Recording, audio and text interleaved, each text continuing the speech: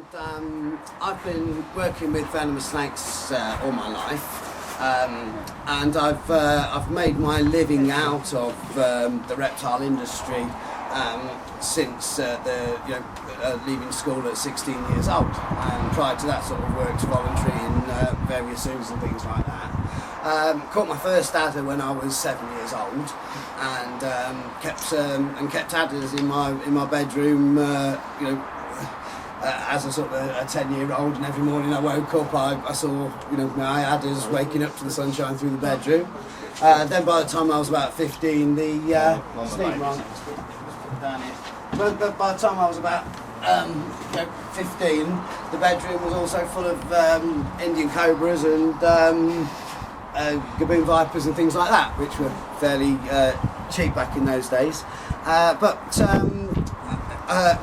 What happened recently is I decided that to specialise in just king cobras. This was about 5 or 6 years ago, and I think the main reason was, not the main reason, one of the deciding factors was I took a really bad bite from a mamba, and I've had my fair share of bites over the years, but this one I knew it was really, really serious.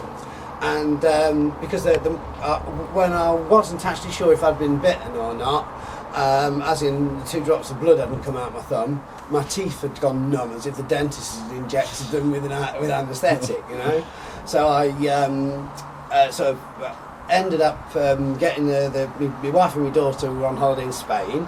So the builder that was fitting the kitchen for my wife while we were away, I got him to take me to the hospital, and he thought he was an episode of the Sweeney, sort of bursting red lights with the window down, cobra bites out the way, and whilst I rang up the guys up at Liverpool to send down some green mamba antivenom, and which Paul Rowley, bless him, he put it in a police car and told him to come all the way with the sirens blaring. So and then I got on the phone to David Worrell, who's he's not just the UK, he's the world's expert physician on treating treating snake bite, and sort of fairly casually and everything, and I thought I was in control of the situation. And then when we got to the hospital, I got out of the car, and my driver had screeched a handbrake turn into the ambulance bay, and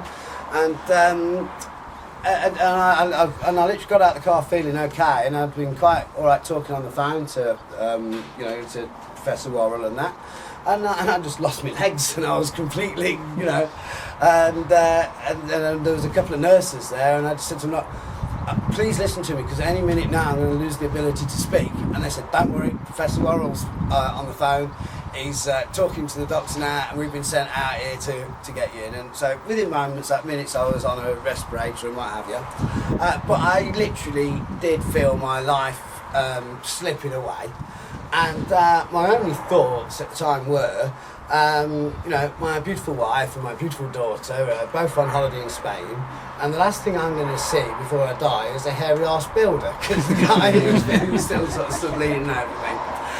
But later on, and I'm talking like a year later or something, I thought to myself, right, if I was in that position again, where I was lying in a hospital. I mean, I've had bad bites from like death adders and things like that have been serious, but not actually felt my life drifting away. And what I didn't know is whilst I was having these thoughts, they were actually putting a tube through my armpit into my heart, and they suddenly gave me a great shot of adrenaline directly into my heart, and it was like kick-starting a car. And instead of feeling like I was drifting away, I wanted to sort of take the rest of the breathing apparatus out of my mouth and smoke a cigarette, but it was a bloody close call. So sometime later after that, I thought to myself, right, if I was in the same situation as that again, and I was lying in a hospital bed dying, and if I thought to myself, was it worth it? Was my work, was everything I've achieved, was everything I was doing, was all the pleasure I got from the snakes Was it worth it? The answer with like stuff I was keeping and breeding, like coastal taipans and inland taipans, the answer was, I don't know. But with king cobras, the answer was yes, without a shadow of a doubt. You know, everything I do would be worth it. And as it happens, groups of friends around the world sort of agreed, and we all decided to sort of specialise in king cobras. And my friend Ron Whitaker in India is quite a leading force behind it. But what he'd actually done is his mum had died and left him a little bit of money. So his favourite, he'd been living and working at the Crocodile Bank in Madras for 20 years or something. So he decided to build this retirement home in a Gumbay, and bought a few acres of sort of rainforest there.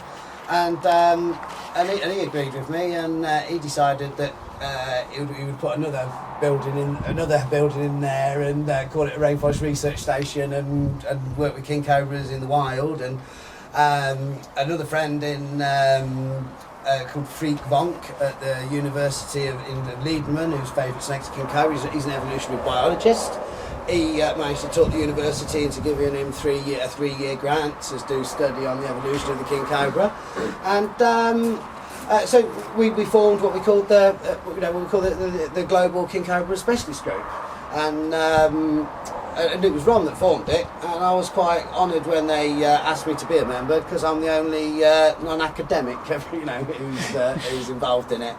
But anyway, so I'd made this decision to specialise in king cobras, and when you get to meet the king cobras in a little while, one of the points of a tour of the sanctuary is you're not just going to see the king cobra in a cage. You're going to be able to see the king cobras close up, see what king cobras do. We see how intelligent the king cobras are. We've trained king cobras to react to certain signals and stuff. But anyway, I decided that there was no way the adders were going, because I've been breeding them and stood them in the wild as well for like 40 years of my life, I don't actually class adders as being lethal, and they're not. But people think it's because they've got weak venom, and that isn't the case. They've actually got venom that's just as potent as the venom of the Russell's viper, which is one of the biggest killers in India. It's just they have a small yield. So it takes like 30 milligrams of adder venom to kill the average adult human being, and their yield is 28. Now, I've got another story I can tell you about that, but that's why there is no massive fatalities. That's why no one's died since the mid-70s in Great Britain from an adder bite. And as well, the people who had died from adder's bites were the young, the elderly, the infirm. And now with modern hospital treatment and modern antivenom, no one's even going to die from an adder bite. If they are elderly or a young kid or something. And so I decided that in my brain I'd justify keeping my adders by saying that they weren't actually venomous, because they've not got enough venom to kill me. And anyway, as it turned out, completely unplanned, as the Global King Cobra specialist group. And we've got some sort of high-powered Americans behind it. Like one of the directors of Disneyland is a member, and not that he's anything to do with king cobras, but he wanted to support our work. And obviously, if you've got a wealthy corporation behind you and all that, and so we approached the Indian government about actually having a reserve for king cobras.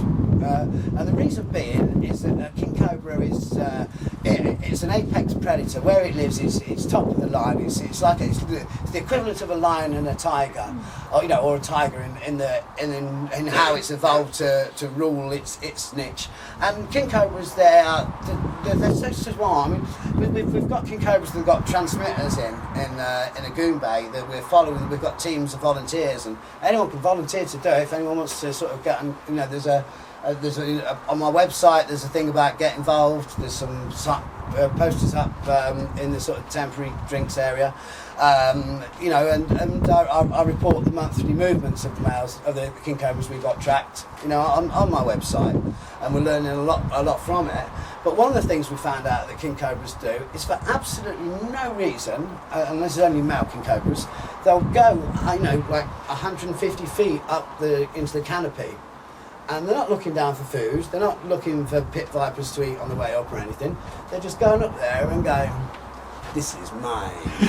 This is all mine, you know. And that's the level of intelligence and evolution that king cobras reached.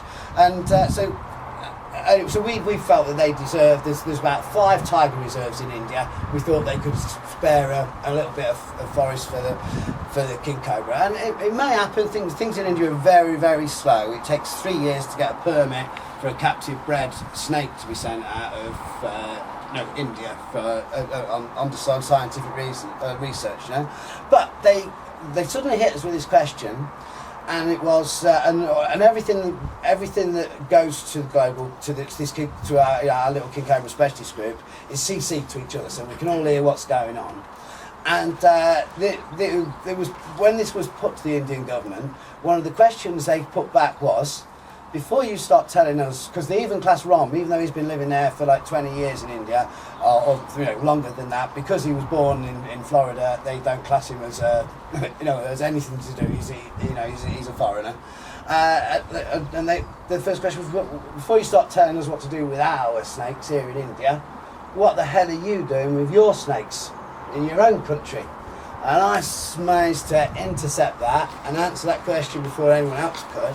And I could put my hand on my heart and say, I do exactly the same for the adder as I do for the king cobra. And that is, I hold a breeding group as a safety net. So something happened to a wild population of adders, and the area was restored back to how it should have been. I could easily produce enough adders to restock that area, because I've got enough bloodlines and enough babies and stuff.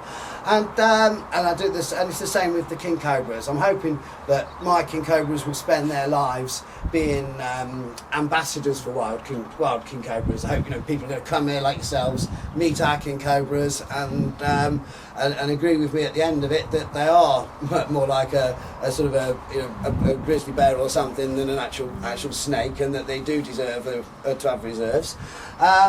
So that actually, me keeping this colony of adders gave us a lot of weight with the Indian government, because I did say we're doing exactly the same. We've got adders as a safety net for England, just like we've got king cobras as a safety net if an area did need